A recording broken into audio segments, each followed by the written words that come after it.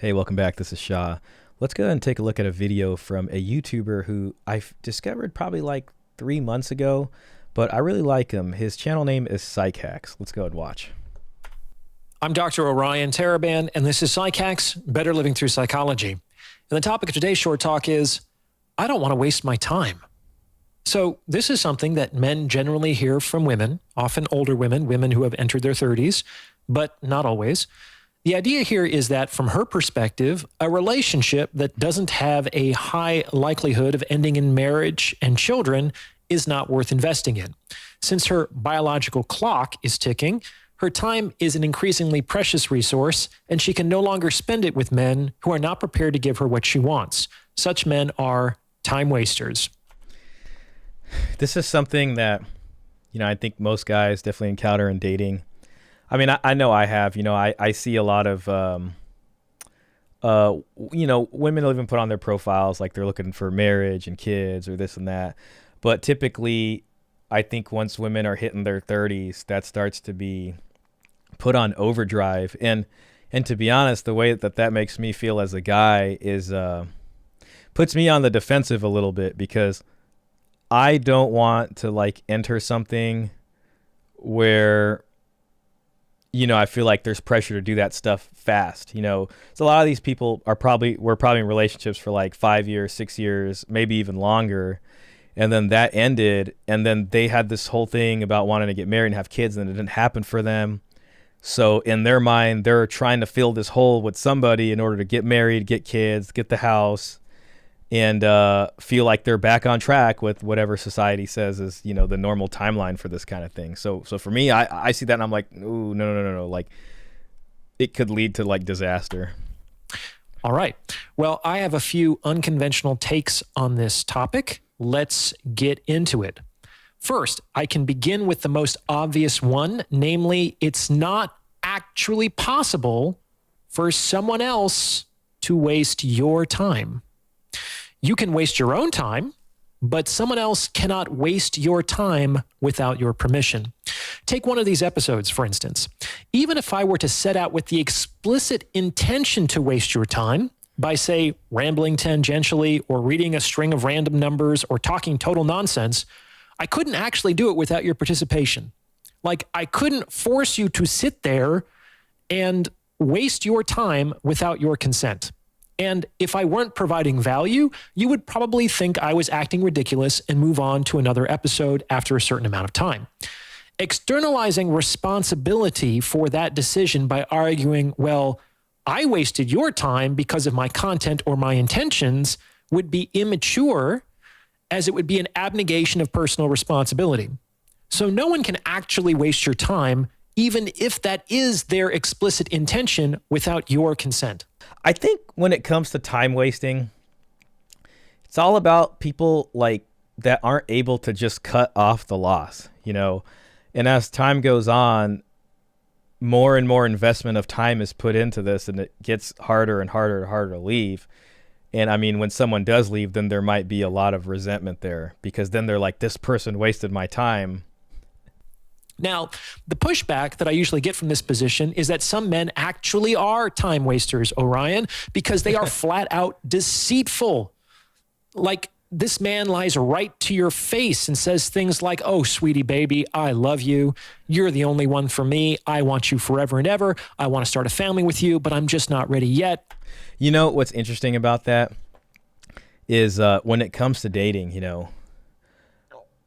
people are usually upset because they would say people aren't clear about their intentions, or they don't know what they want. And then that's how, as a guy, you're going to get asked a question like, so what are your intentions? What are you looking for? What do you want? Which honestly to me just kind of annoys me, because like, depending on how you answer that, most often not, if you're like, well, I'm not sure, whatever, it might just end things and they'll leave. You know what I mean? And a lot of guys will run into that experience, and then what they'll do is they'll just start telling the women what they want to hear, in order to seem like a good person, in order for the guy to get what they want.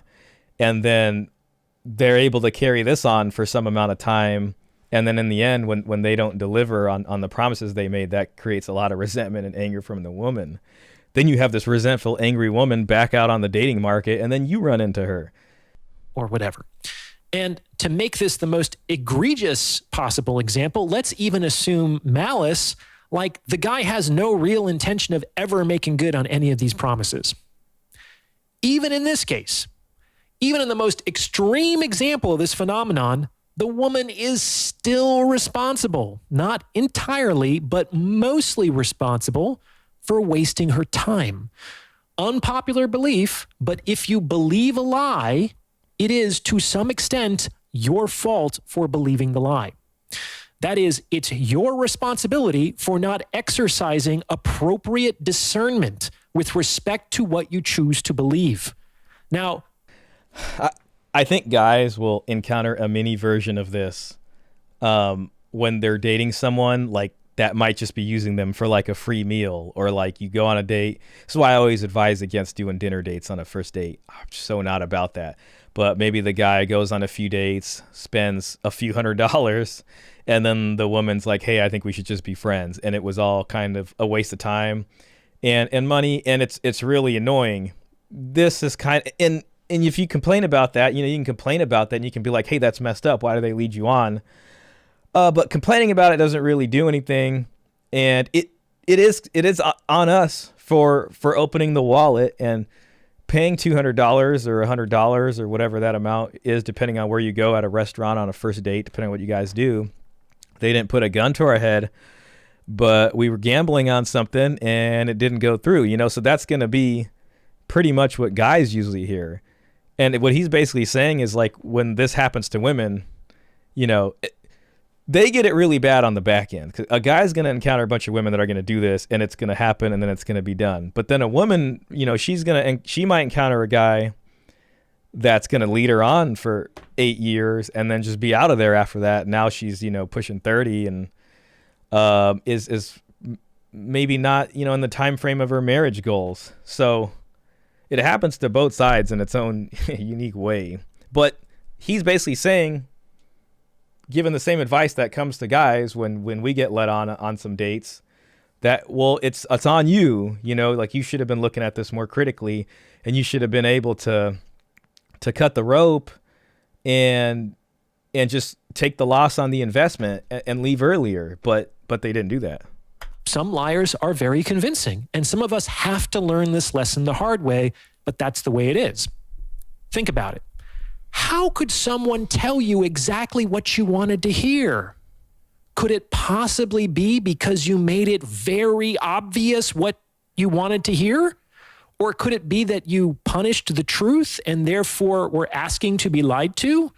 Or is it possible that your attraction caused you to turn a blind eye to some of the inconsistencies you noticed in his behavior? Things to consider. I mean, sometimes people just want to be lied to. And sometimes I meet women, who are like, who just come off like that, and they'll come or they'll, give you a hard time or whatever. And I just know what's going to happen. Like, I just see that woman's future, and I'm like, I don't say anything because there's no point.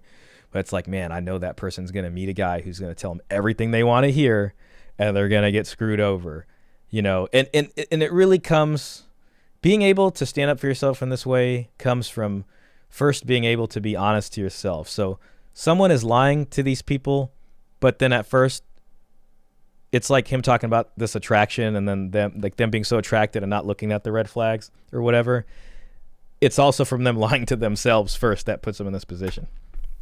Now, should the guy have lied? Well, it depends on what you mean by should. The town liar should lie. That's what the liar does. You should not expect a liar to tell the truth.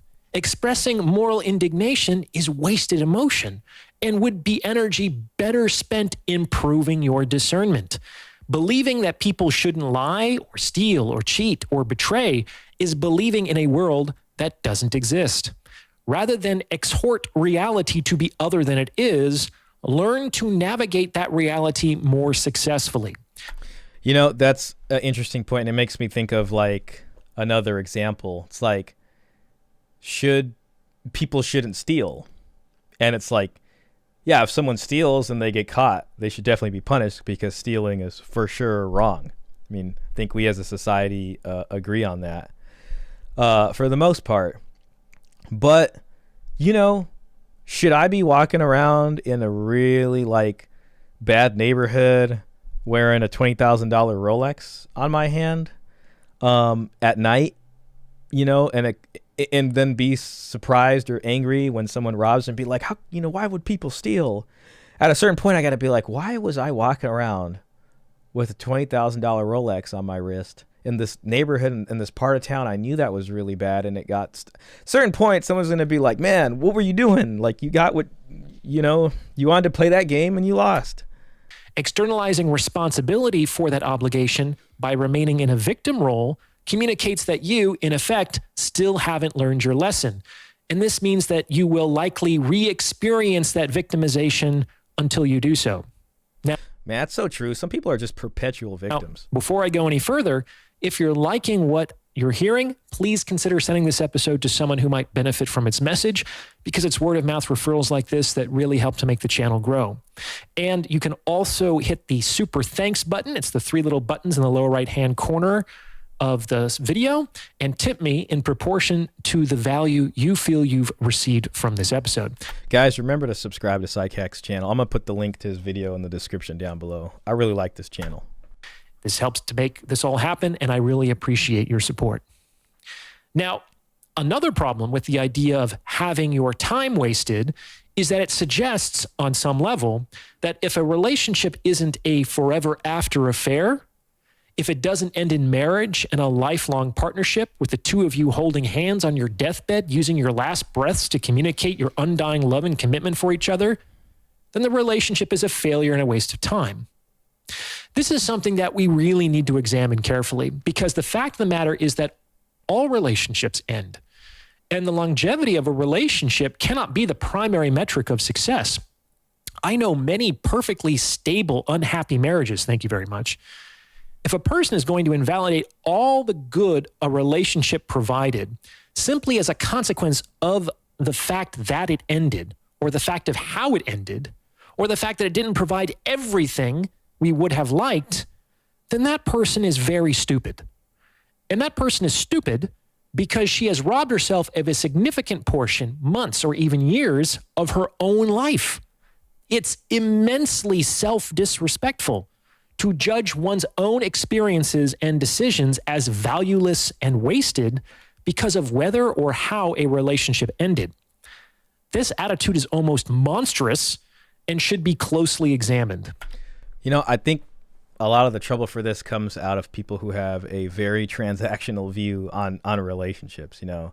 And instead of two people, I guess, hanging out and spending time together and I guess apparently enjoying each other's company, if one person gets resentful, you know, because they expected something that didn't happen, it is on them. You know, they made a mistake. They didn't communicate clearly. They didn't put their foot down when they should have. You know, and the response to that is going to be like, well, this person was lying and they said that they were going to do it. And they weren't doing it. In that case, I mean, it's still kind of on that person, because you got to put the ultimatum and leave if that's what's happening to you. So, you know, it's better in these situations to take the accountability rather than being the victim. All right. And my final issue with this phrase, I don't want to waste my time, is that it is a tactic used by women to put pressure on a man to, if not make a commitment, then at least make a commitment to making a commitment in the near future.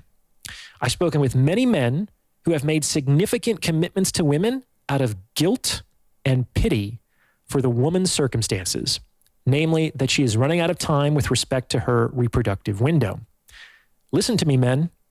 You do not have to play hot potato.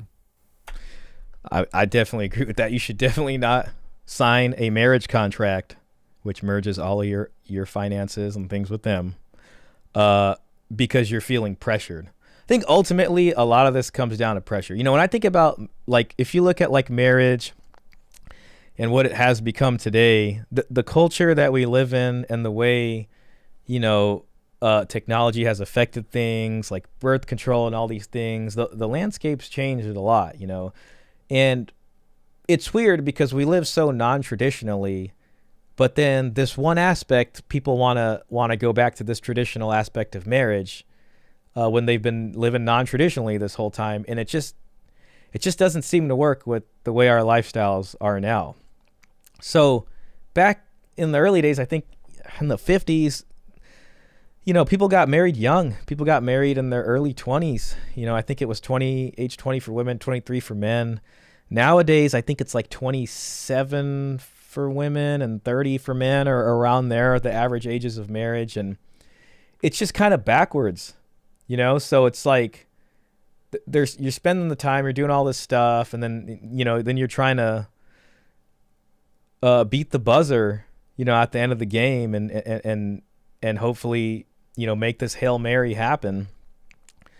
But I think if you're not married young, frankly, you should not put a lot of pressure to try to make a marriage happen as you're getting older. And I know that seems counterintuitive and hard to do because, well, the biological clock and all that, but I just think it's going to, in this sort of backwards way, actually be easier for you to get married to someone if there's less pressure around the whole idea. Then the pieces might actually start to fit together. But if it's a marriage out of pressure, then that's going to lead to trouble down the line. And I mean, I've seen so many divorces and these kinds of things, and then when the breakup does happen, you know, now you got a kid involved, and pretty soon you're standing at the superior court there and airing out all your dirty laundry for the public to hear. Her failure to plan is not your responsibility. If she's in her 30s, her relationship with you is not her first rodeo. This means that she has likely turned down other relationships, and in some cases, many other relationships, before you even entered the picture. Her decisions have brought her to this point in her life. You do not need to rescue her from the consequences of her decisions, because she potentially overestimated how easy it would be to get what she wanted when she finally felt ready to want it. How did she spend her 20s? Some of them were just having fun at the club. But the vast majority of women who end up in this situation chose to prioritize their career throughout this decade of their lives. And some of them do this very successfully, which gives them what I would call a false sense of confidence in their ability to get married and have a family. And how can you blame them? Up to this point, they've gotten pretty much everything that they've wanted. A master's degree, a six-figure salary, lots of male attention. And they were encouraged to and celebrated when they took this path. The issue is that the game changes significantly in the 30s when men come into their own. And many of those men who would have been thrilled to get her in her 20s won't be as excited if she lets him have her in his 30s.